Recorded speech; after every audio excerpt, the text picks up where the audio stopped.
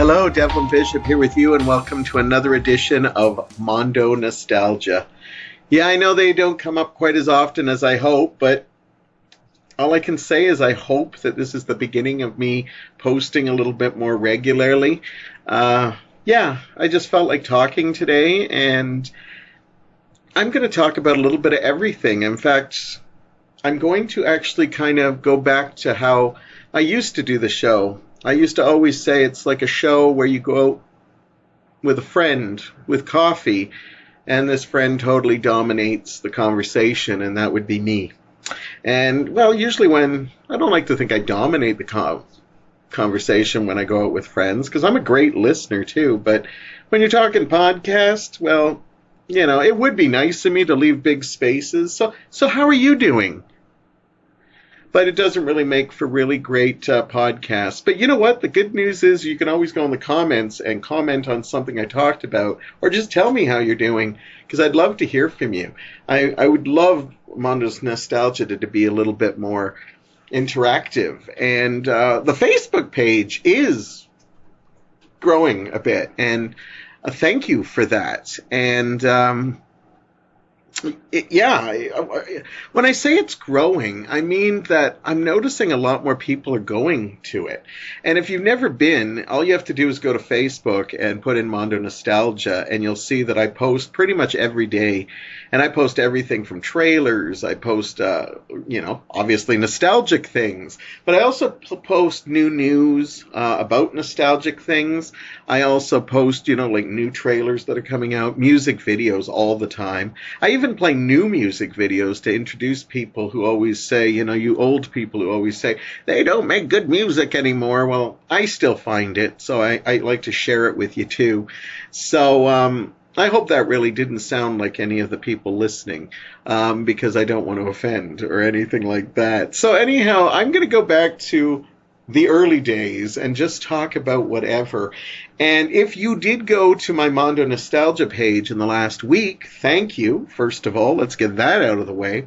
But also, I'm actually going to be talking about some of the things I posted, whether it be a recipe, whether it be news. I thought that would be a nice way to do it. So grab yourself a beverage. I've got mine here. I've been drinking club soda a lot lately. I'm trying to cut down on my pop consumption. I'm a Coca-Cola whore normally, but I've been trying to do water a lot.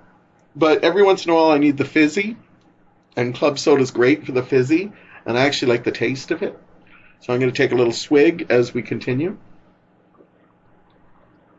Facebook, a lot of people put it down, but I like it for a lot of reasons. Yeah, there's a lot of stuff I don't like about it, but I'm not going to bitch about it.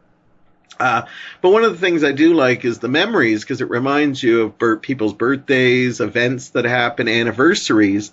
And yesterday, that would be Saturday, because I'm recording this on Sunday, so I don't know when you're listening to it.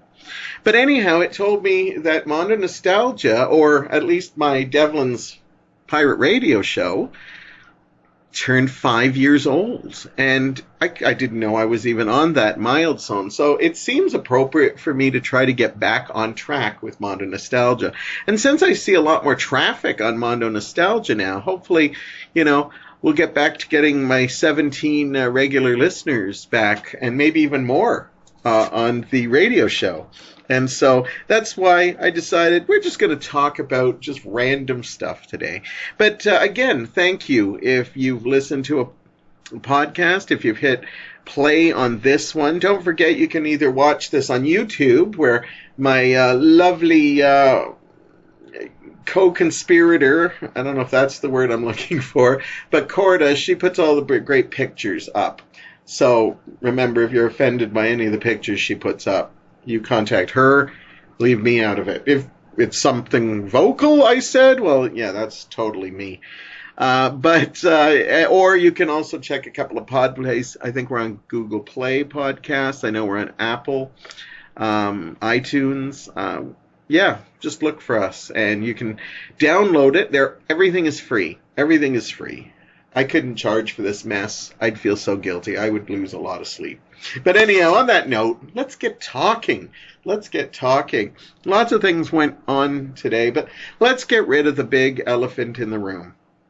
and that is the coronavirus. Everybody's going nuts talking about this. It's pretty much dominated my social media feed. Some people are really freaking out about it. Other people are trying to post jokes because that's the best way they can deal with it. And then there's just people like me that's probably just trying to ignore it and hoping it just goes away. This week was the first time I actually acknowledged it, because I've seen a lot of memes that, are trying to be funny, but, I don't know if they succeed, but I try to stay away from stuff that is either political or freaks people out. And yeah, coronavirus is getting to the point where it's starting to freak me out a little bit. I think I should even be more freaked out about it, but I don't want to get totally chaos, because I hear that people are having troubles actually finding, like, toilet paper and water, because I know a lady when I was at work said she's been to so many Costco's because toilet paper is selling out, their brand, and people are literally hoarding toilet paper and water. I guess just in case, we're told not to go anywhere. Yeah, if this freaks you out, maybe you should just fast forward a little bit. I won't talk too in depth about it, but yeah, it is kind of freaky. You're starting to see things happen all over the world, like China's closing movie theaters. Italy, I think, has just closed a lot of social places like gyms and swimming pools, like public pools and stuff. And so people are going around. I'm actually surprised at the amount of people that are still traveling, because to me that would be the number one way that you could kind of catch it. And this is not trying to get fear instilled on you. I just I'm not the kind, and I know social media does that a lot. Like, they just post stuff to get fear. I'm not 100% afraid, but I'm at that point where I'm like starting to read a little bit into it. Like, not a lot, because I don't want to start getting paranoid. I am the kind of guy who would get anxious and paranoid about, oh my God, this is the end of the world and stuff. And a lot of the news places are playing it up as that, and social media is not helping. With all due respect, if you are hoarding toilet paper, or if you are posting every little thing you read about the coronavirus, power to you, but a lot of that posting stuff, you read into it before you post it, because there's a lot of mixed up information up there, so you're kind of adding to the problem. And news stations aren't better. They love instilling fear in people. So yeah, they're going to post everything they can about it. But I am at the point where I'm a little nervous about it. And I'm not the only one. Hollywood is also nervous about it, because there's been a couple of movies who have made a little bit of money, but a couple of movies aren't doing so well. Birds of Prey didn't do well. Now, some people might say that's just because DC has been, miserably losing numbers as we go. But Birds of Prey was getting pretty good reviews and stuff, and it was getting good word of mouth, but people still weren't going to it. And a lot of people wonder if that has a lot to do with, the fact that there are certain countries that are closing movie theaters and stuff. I will talk a little bit more about Birds of Prey, because I did get to see it this week, but I want to talk more importantly, like, when a movie studio makes a huge move. The other movie that's not going to be doing well is Onward, which just opened and looks like it could be one of Pixar's lowest openers. And Pixar, people, that's Disney. People like line up like, I am a robot, must go see the latest Pixar film. So it's big news when a Pixar movie doesn't do well. But again, it could be, because of, the fact that, countries are closing the movie down. But one of the big studios has decided to try and avoid it, and hoping that this coronavirus will be done by next fall, and that is the producers of the latest James Bond movie, James Bond 25, No Time to Die. Yeah, this movie was set to open in just a few weeks, and like they literally like have been doing press for it already. Daniel Craig was the host of Saturday Night Live recently to promote it. Billie Eilish, I don't know if I'm getting that right.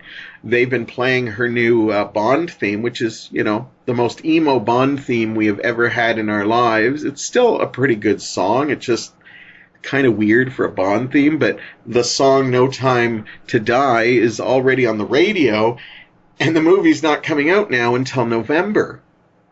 And Bond movies make a lot of money, and they said that it's possible that because of the theaters that have closed in China and stuff, that could be up to 40% of a movie's box office. Now, when you're a small little movie, you can afford to like still put it in theaters and hope and pray. But when you're a Bond movie, when you're making, millions, billions of dollars, 40%, you don't want to lose that much. So I'm not surprised. A lot of people like to think Hollywood is all about art, but when it comes down to it, Hollywood's just a business. And of course they're going to move the Bond movie because of the fact that they literally,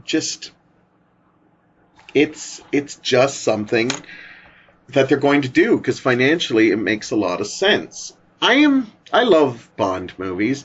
I'm not like a diehard Bond thing. Like I have a lot of movie toys and memorabilia around. But I do have some Bond. I was just thinking I don't have any, but I actually do. I have a couple of pop vinyls. I have Sean Connery, Roger Moore, and I just got the voodoo guy, Baron Samedi, from Live and Let Die, because I secretly love Live and Let Die, even though I know it's a crappy movie. But anyhow, so I do have some Bond around here. And I love the Bond themes, and I own all the Bond movies, so I'm a little disappointed, but honestly, most of the Bond movies come out at Thanksgiving or Christmas, so to me, it's no big deal. It was actually kind of weird, a Bond film coming out in the spring. I know they were doing it to try to avoid some other movies, but I don't think there's going to be a lot of contenders in the fall, too, so I think James Bond is just fine. It's going to be fine, but for you diehard Bond film fanatics, I could imagine this is a huge...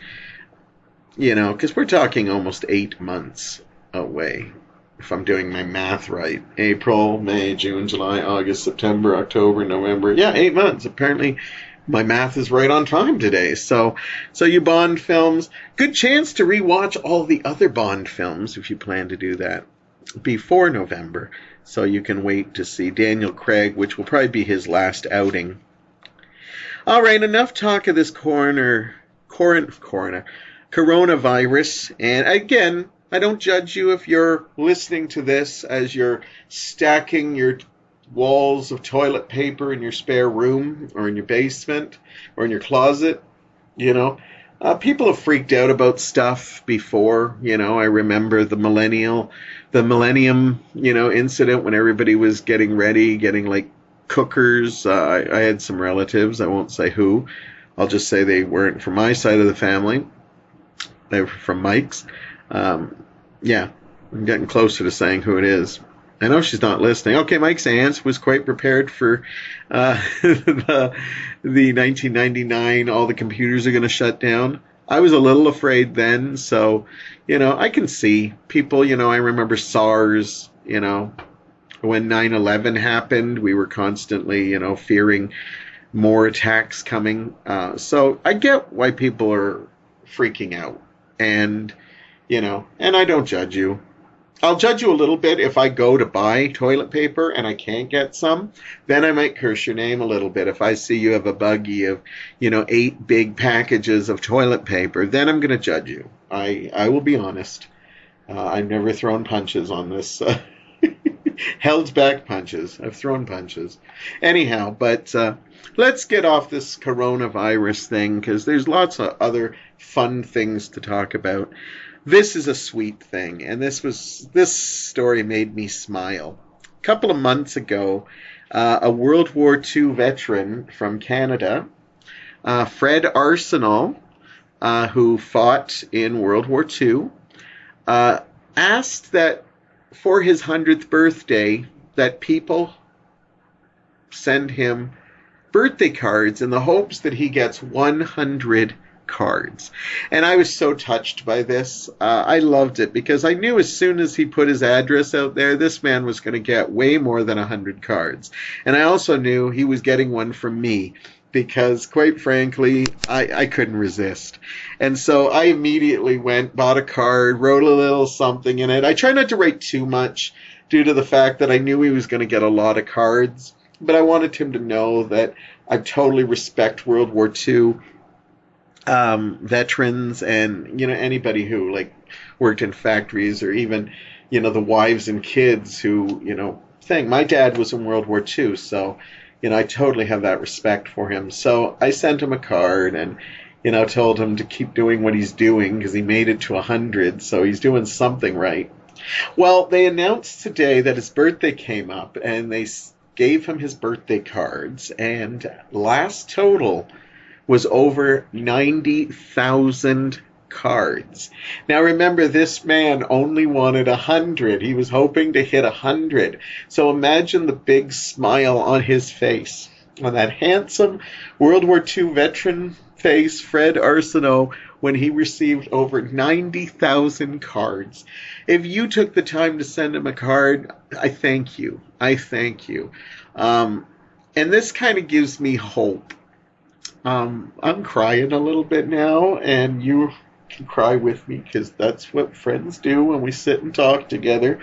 But I guess they're happy tears, I must say. I would have been sad if I heard the story that nobody sent him cards, but this was a no-brainer to me because I know that deep down inside, even though sometimes the world can be shitty and the world can be cruel, there is a heart for certain things.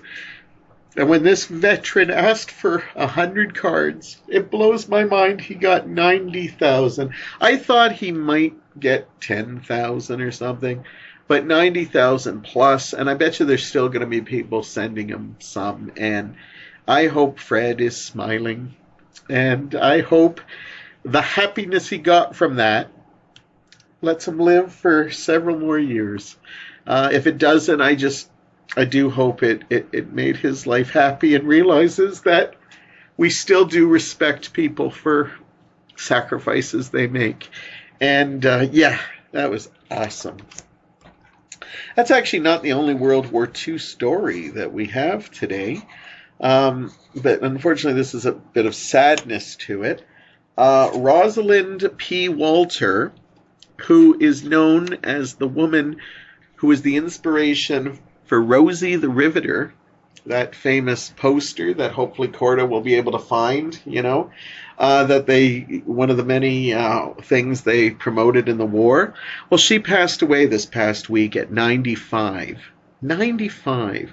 Fred was 100, 95. It's amazing. I can't even fathom that idea. But anyhow, Rosalind was the first Rosie the Riveter, and of course they've had other ones since then. But, just models and stuff. But Rosie was the inspiration for it. And sadly, she lost her life. But 95 years, that's incredible. As I said, I can't even fathom it. My dad died when he was 80. My mom died when she was 70. So, I assume I'm going to probably die in that area. Maybe a little... I want to say a little longer because I didn't smoke and drink as much as they did. But then I see people that live to 100 and they usually say that they do smoke and they do drink and everything in moderation. So I don't know. I just, the thought of living to that, there's some bittersweet in both of that. Like, it would be awesome to live that long, but then it would also be crappy because you'd probably be seeing so many of your friends and family dying that it would almost be... I remember there was a movie with Bette Midler called For the Boys, and I remember it was about her being part of the USO, and I believe it was James Caan who was the soldier she fell in love with. And I remember an interviewer talks to her when she's playing an old woman, and she says that is it amazing to live so long? And Bette Midler says, no, it's actually a curse. And I'm paraphrasing here, because you do literally outlive friends, family, sometimes even your own children. And it's not always as great as it seems. So I hope Rosalind had a great life, and I certainly hope Fred has a great life, and certainly he had a great week when he was delivered all those cards. So amazing, amazing stuff. And it's good to talk about World War II and World War I stuff, even when it's not even around Remembrance Day. Remembrance Day, which you know is very important to me because of my dad and mom. What other things happened this week? One of the things I like to post on Mondo Nostalgia is recipes. And this week I decided to do a lot of comfort foods. I tend to do a lot of comfort foods. I decided to put a basic grilled cheese sandwich because I found out recently a lot of people don't know how to make grilled cheese sandwiches. I'm not a cook, but I know how to make grilled cheese sandwiches, and so I posted that. I also posted this great idea to cook little mini meatloafs in muffin pans. Now, these aren't my recipes. I just find them on other sites and then share them. But people seem to be slowly enjoying these, so I keep posting them. But the other thing I posted was a full-on meatloaf. When I was unemployed between jobs the one time, I actually started learning how to cook basic things. And I learned Caesar salad, which I like to cook quite regularly now, and devil's eggs. So this, I'm not unemployed or anything, but I decided, because I'm dealing with, thriving, I'm trying to, get better with mental health. I've been trying to find little hobbies to do or set little goals for myself. And one of those is I decided I always wanted to try to make a meatloaf. Now, I like meatloaf. I don't love meatloaf, but I like it. And I know Mike likes it. So I decided meatloaf would be my next attempt. So I posted a recipe that you can find on Mondo Nostalgia. And I actually used a combination of two recipes. The other one the one I posted, and the one is a guy I like looking at YouTube. I don't mind giving heads up. His name is the One Pot Chef. He's a big, cuddly British guy, and I like him because he makes a lot of really easy versions. And I kind of found two recipes, and I kind of played around with what I like and I don't like. I didn't know how it was going to turn out. I told Mike that I had pizza money ready just in case. I went out, bought all the ingredients that I needed. Got to use my garlic press that I bought when I started doing Caesar salad. Somebody once was, a wonderful friend of mine, Gabriella, was shocked that I actually bought a garlic press. She said, I can't believe you own one, because a lot of people don't. And I did, and I got to use it again, which was nice. I used it twice last week, which was crazy, because I made a Caesar salad one night, and then I needed it for the meatloaf. So it was good. The meatloaf was actually a success. The sauce tasted great. The barbecue sauce and the ketchup mix was great, but I didn't know how it turned out. When we cut into it, it was really moist, and it was so good. And it was so delicious, and I'm definitely going to make it again. And I was so proud of myself. Originally, I was going to do it, and I kept chickening out. And Mike said, well, why don't you wait, and we can make it together and try it. But I really wanted a success. So while I had the day off on Friday, I decided, okay, I'm going to make one. And it's funny, little successes, little victories are positive, and now I can cook a meatloaf, and I can't wait to see what I try next. So, cooking, it's nice to learn some cooking. It's actually kind of relaxing. It's a little nerve-wracking, I won't lie. I got anxiety over everything. But I had pizza money ready, so it was good. But it was awesome. We almost polished it off, and what we didn't polish off, Mike had later for leftovers. there was only enough leftovers for one, so I gave it to him because he likes the meatloaf more. Um, so yeah, I was really proud of myself for doing that. So there you go, sharing little victories with you. Corda and she bought me a book a couple months ago called The 52 List Project. It's an interesting book, and I decided I didn't want to do it right away because it's kind of made to do as of January 1st. So I waited till the year, but I surprised Corda with buying her own copy of it and said, we're going to do this together.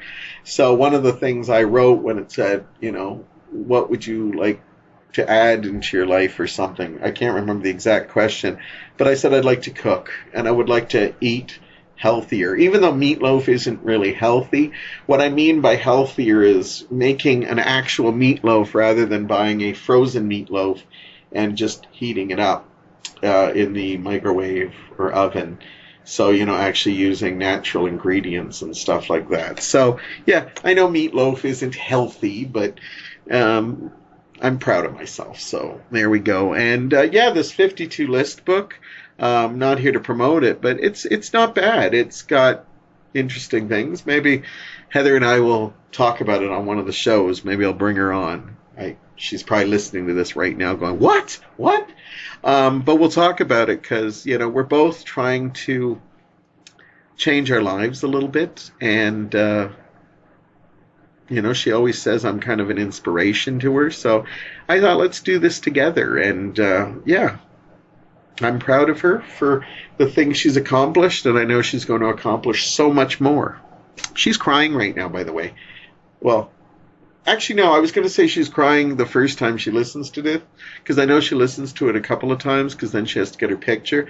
But she's tearing up every time she hears this part. So thank you, Corda, for all you do for me. I am extremely proud of your successes and your successes to come. And I'll be there for all of them. There was another death this week, a man by the name of James Lipton. Now, for those of you who don't know who James Lipton is, here's another man who died at 93. Boy, maybe there is something in saying that you can actually live that long. Of course, I'd have to probably get healthier. Anyhow, no, this is James Lipton's moment, not mine. James Lipton, if you're a movie fan, he used to do that wonderful show called Inside the Actors Studio, where he would interview celebrities, mostly movie stars, but I did see him interview TV stars and music stars too. And James Lipton, that show was phenomenal. I think it aired here on Bravo, and it was a great show, especially if you were a movie buff or any kind of nostalgia buff. And, he brought so many celebrities, like insights and movies that, they talk about probably every day of their life, and then other movies they don't talk about so much. It's a great series. I don't know if you can actually stream the series anywhere. Let me know if you know a place, because I'd like to see some classic episodes. I used to watch it all the time. And James, the show became a real big hit, and James became a big celebrity. And you're a big celebrity when Will Ferrell does an impression of you, and he used to do James Lipton on Saturday Night Live. And just like Burt Reynolds, and a couple Neil Diamond, Will Ferrell has paid wonderful tribute to lots of people. But James Lipton offered so much to the movie community, and I'd still like to revisit some of those shows inside the Actors Studio. Again, he was 93, and, I'm thinking about making some changes in my life.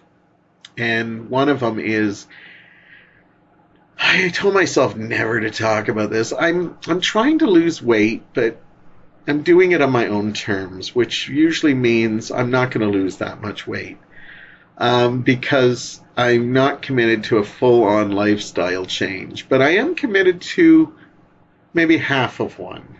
And maybe that half will push me more to 3/4. I can't see me always just doing a salad or something. Though I can do little things. And the one thing I always said, I'm thinking a lot about going to a gym. My problem is it's kind of expensive. I know there's some cheaper ones out there, and those are the ones I'm probably going to look into.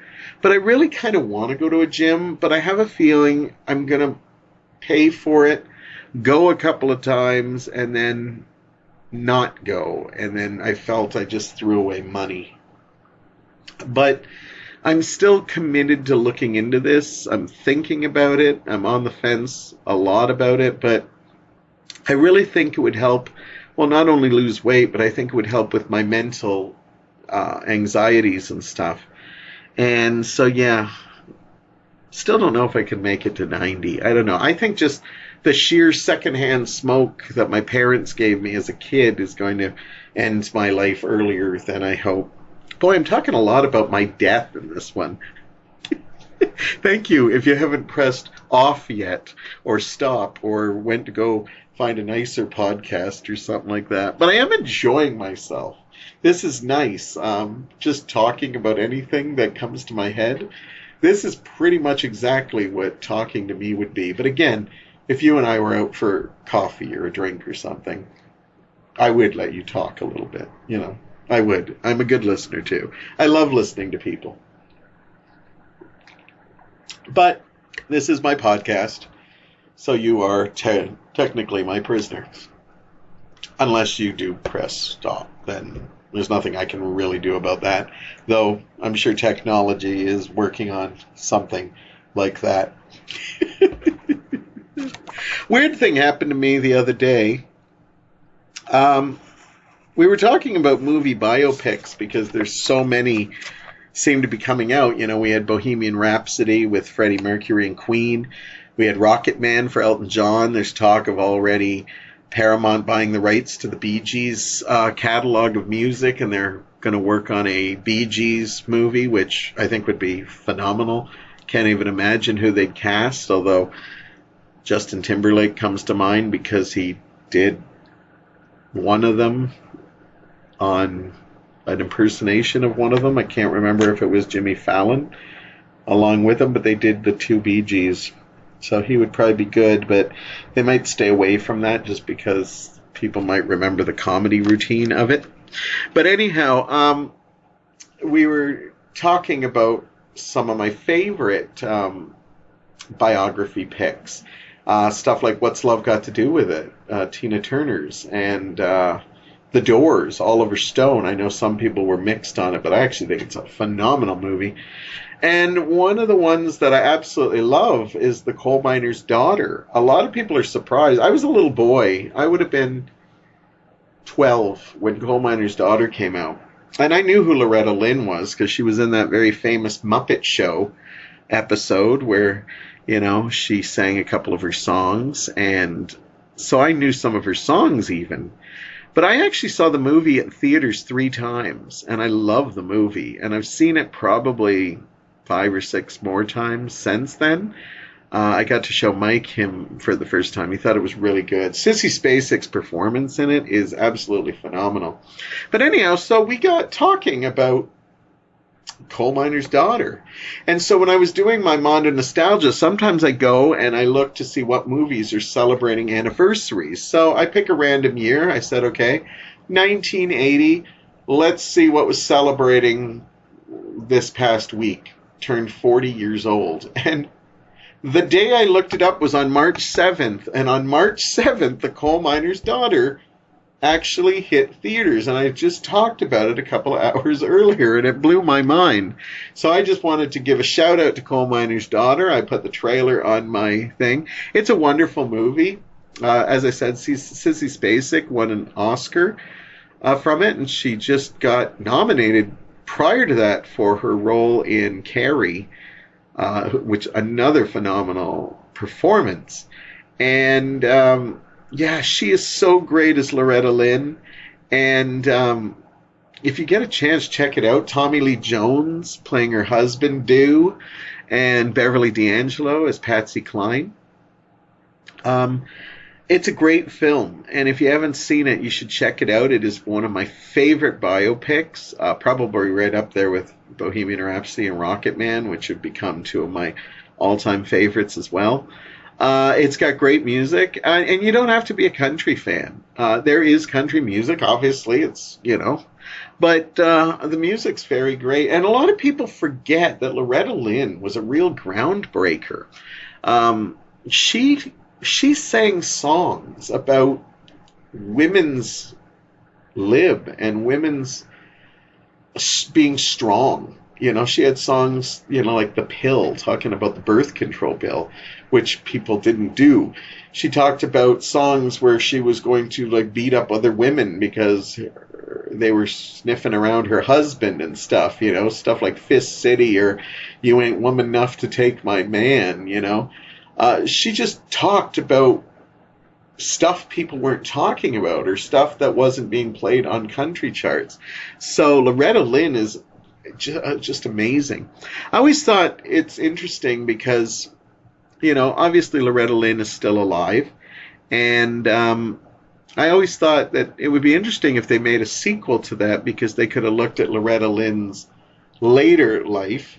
But as Mike reminded me, that stuff may not be as inspiring as a girl who was brought up in, the Smoky Mountains or, in the coal, her father and her brothers were all in the coal jobs and she's making it as a mother and then becomes one of the most profound country music artists of all time.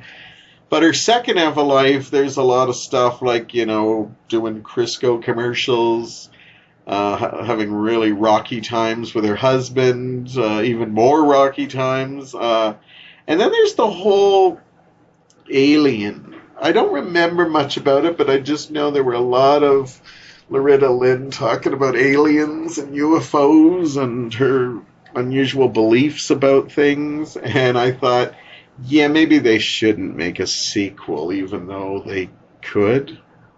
Coal Miner's Daughter was a very successful movie, so let's not give them some ideas. Let's just move on to our next topic.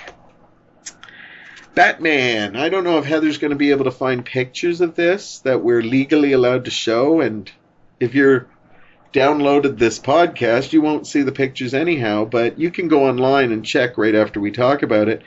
But they've released some Batman pictures for the Matt Reeves movie that stars Robert Pattinson. And they released, about 2 weeks ago, they released a look at his suit, which a lot of people were kind of mixed on. I actually thought the suit looked pretty good. It looks more military than anything. It actually kind of looks more like a suit that somebody who was deciding to go fight crime would probably have, because usually the suit just kind of looks a little odd, but this actually looks like military, like maybe even football pieces in it as well. So I thought it looked okay. And this past week they released pictures of the car, which I'm not a car geek, but it looks more like a hot rod than an actual Batmobile. And again, the pictures were kind of muddy. In one of the pictures, it actually looks more silver than it does actually black. But I actually think it's a black car. I just think the way the lighting was just kind of hit it. Kind of different if you drove around in a silver, sports car. There's a lot of unsureness of where this movie takes place. Some people think it's around the 90s and it's Batman's early career, even though there's been lots of different rumors. Rumors like they are thinking about casting a Robin, which they say is weird if this is supposed to be not an origin story, but fairly close to the beginning of Batman's career. It would be weird to just bring a Robin in at that point. There's also been rumors that they might actually try to link it to last year's Joker movie. I really don't want that to happen. As much as I'd love to see more Joaquin Phoenix as the Joker, I want that to be a one-and-done movie. That movie, to me, it doesn't even feel like a comic book movie to me. It's a dramatic piece with comic book highlights in it, we'll say. But I kind of hope this is its own entity. I know I keep calling it Batman. I think it's called The Batman. I'm really not sure. Until I see the first trailer, I don't really know what to make of it. There's sides of me that are kind of looking forward to it. Things I do know are I am excited about Robert Pattinson. I think he's a great actor. For those people who have only seen him in the Twilight movies and are worried because of that, you should check out movies like High Life. I think it's called The Rover, and Good Times. All movies where he shows his acting chops, and there's quite a few out there. I've heard he's really great in The Lighthouse, and a couple of other ones that are escaping my name right now. But yeah, so I know that. I like the costume. I'll like it. I'll be better judge of it when I see it moving around. It's hard to tell just in pictures. And I don't mind the car. It's kind of sexy in a way. I thought, as much as I like the Nolan movies, I thought the Batmobiles and that were kind of clunky looking and stuff like that. And as much as I like the Burton movies, the weird having to shoot a batarang to make it turn was a little odd to me. I'd love to see something more like the 66 Batmobile come back, because that was kind of sexy and cheesy all in one. I know I'm going to get car people commenting. You thought that was sexy? I did a little. I did. I think it's a great look for a car, and it says the Batmobile to me. So anyhow, I'm looking forward to seeing what it's all about. As I said earlier, I actually got to see Birds of Prey this week, and I am a big DC fan. I've loved all the DC movies. I went into this one not really sure I wanted to see it, but I do like Margot Robbie as Harley Quinn. I was a little saddened that we wouldn't be seeing Jared Leto's Joker again. I didn't hate Jared Leto's Joker, and I kind of want to see more of it. I'm really sad that that's probably never going to happen, but I can dream that they'll release some of those scenes that they claim they filmed for Suicide Squad. I really liked Suicide Squad, and I liked not only Harley Quinn, but how she reacted to characters, especially like Will Smith's Deadshot and Jai Courtney's Boomerang, and characters like Diablo and Croc.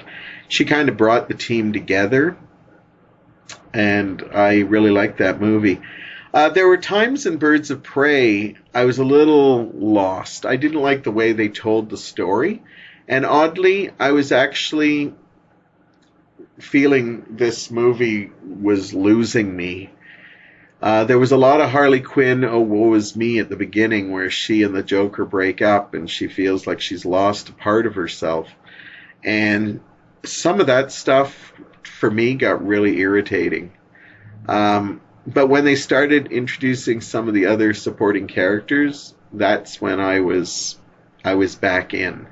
And this movie came back and forth from, ooh, I think this is going to be my worst out of the DC universe, to I think it's not going to be the worst. And it kind of rode the rails for a very long time, and then all of a sudden the finale came, and they do a great job with the finale, the action sequences. I think it was really well done, and it kind of pushed it up. My lowest right now is still Man of Steel. Being a Superman fan, I had some issues with it. Still enjoyed the movie, but I have my problems with it.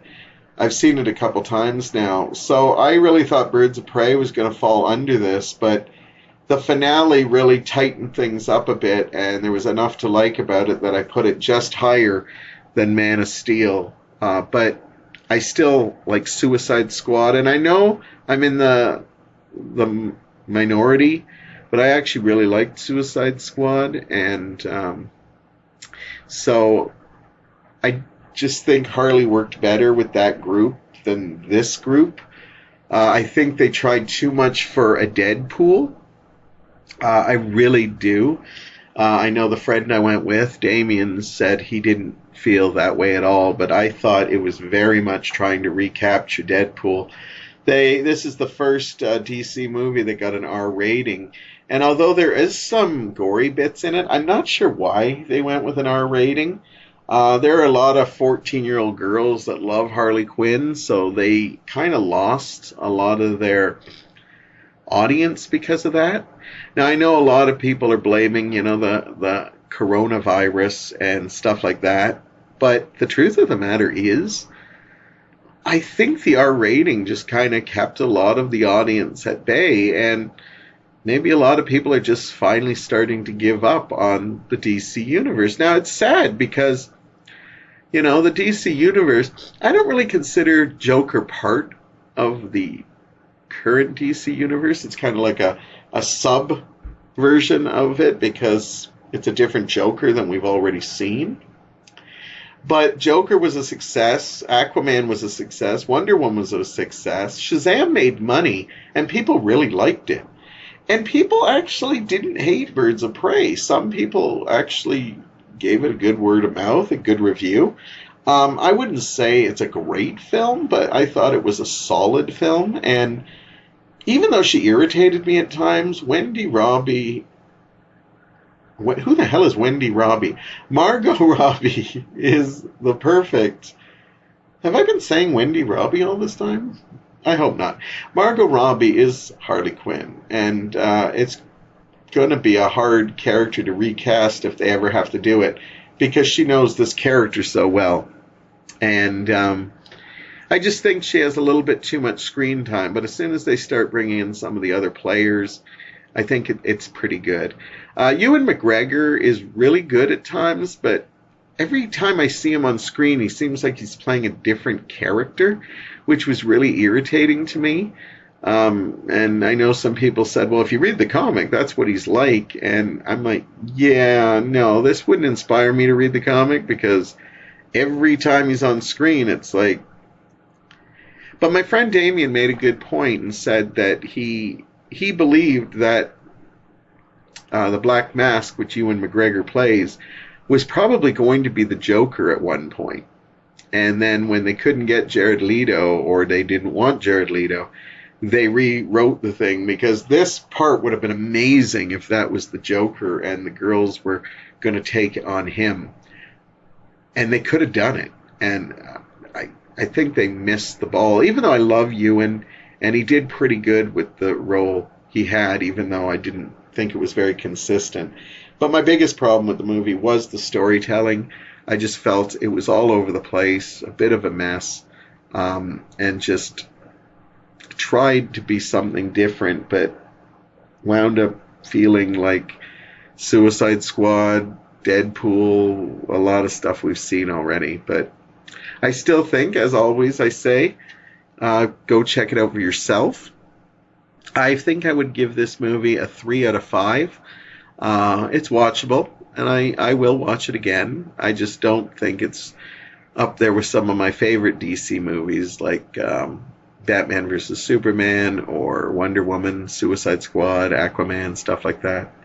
Anyhow, so that's a little review there of Birds of Prey. It's been a slow year so far. Like, I keep wanting to go out to see movies. I even went out to see a mushroom documentary, and Corda came along with me just because I hadn't been to the movies in so long. So a little shout out to, I don't know if it's playing still at the Playhouse or the Westdale, probably streaming somewhere. It was called Fabulous Fungi, I think, something like that. Fantastic Fungi. Really good documentary, but I'm really looking for movies to go see when I go see that. And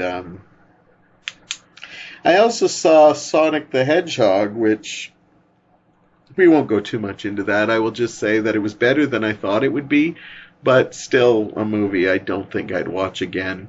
If you like Sonic the Hedgehog, you'll probably like this movie.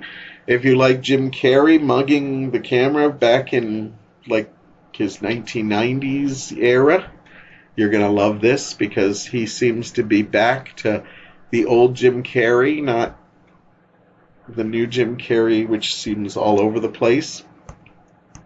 I'm a little bit hurt by Jim Carrey because of the whole him being in Kick-Ass 2, and then the week it comes out, he puts down Kick-Ass 2, saying the movie's way too violent and stuff.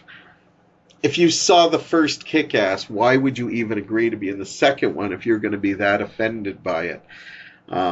So I'm a little tiffed at Jim Carrey, but he's a solid villain in Sonic the Hedgehog. If you're interested in my review of that, but I'm probably not the person, since I'm not a video game fan, or at least not a video game fan of Sonic the Hedgehog, but I actually still surprisingly gave it a 2.5 out of 5, being very generous. I kept going back from 2 to 2.5. I thought there were some moments that were good enough to get it up to a 2.5. Could be James Marsden. That man waves a spell over me. Please support James Marsden whenever you can. How did I get to becoming a James Marsden thing? Anyhow, I'm going to wrap things up soon. I hope you enjoyed this just kind of talk. I'm going to try to do this once a week now, where I just talk about stuff, and it'll be stuff that I post on Mondo Nostalgia. There's stuff you want me to talk about, please do. As I said, I'm going to try to build the community of Mondo Nostalgia next. So I want to ask people questions. I want to get to know you guys, stuff like that. I'm going to go back around to the coronavirus and say that one of the weird things that is in my social media feed is just the sheer amount of washing your hands post I have seen.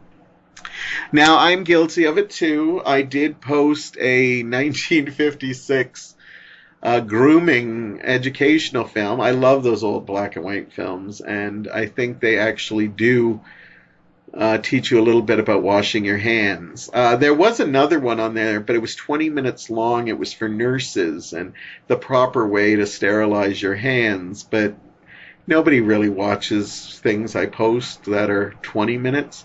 I don't think many people watched the 10-minute one I posted. But what is surprising to me is the sheer amount of reminders of people washing their hands. It scares me because I've been washing my hands all the time. Didn't we learn decades ago that you should always wash your hands after you eat, after you use the bathroom facilities? But it's almost like we're not believing people are doing that. And I can speak for you that there are people that aren't. I see a lot of people going to the facilities and then just leaving. But then when I see people using touch screens, like the McDonald's touch screens, or when they're at the movie theater and they go in the quick checkout, or when they're using the quick checkout at the thing, I'm thinking to myself, do you know how many people are touching that screen? But it's kind of disturbing how many reminders of washing your hands each day is happening because of the coronavirus, which shocks me because of the fact that I've just been naturally doing it. And I like to believe everybody else is doing it. But I'm wondering, because there's so many complaints about it. I also, if you want to go on Mondo Nostalgia since this episode's ending, there was somebody put how you can make your homemade hand sanitizer.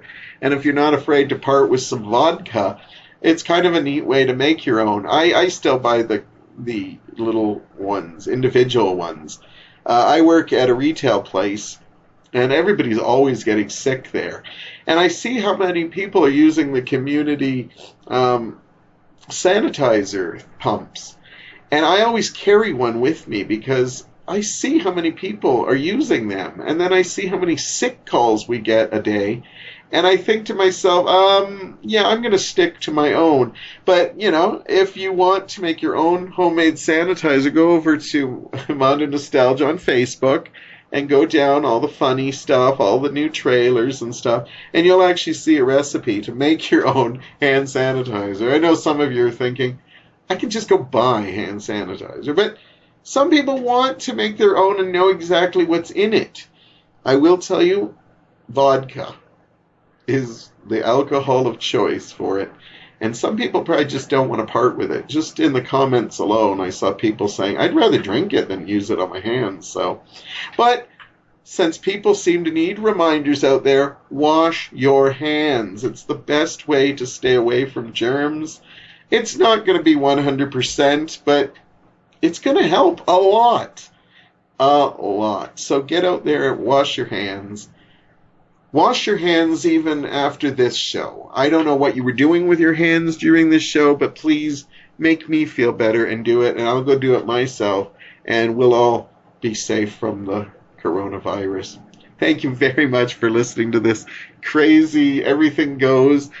I really enjoyed it. This was fun, just talking about a whole bunch of topics, and I want to try to get back doing this weekly. And please, if you listen, like, subscribe, comment, because the more love I get, the more I will do these. And the more I'll want to talk about stuff you want to talk about.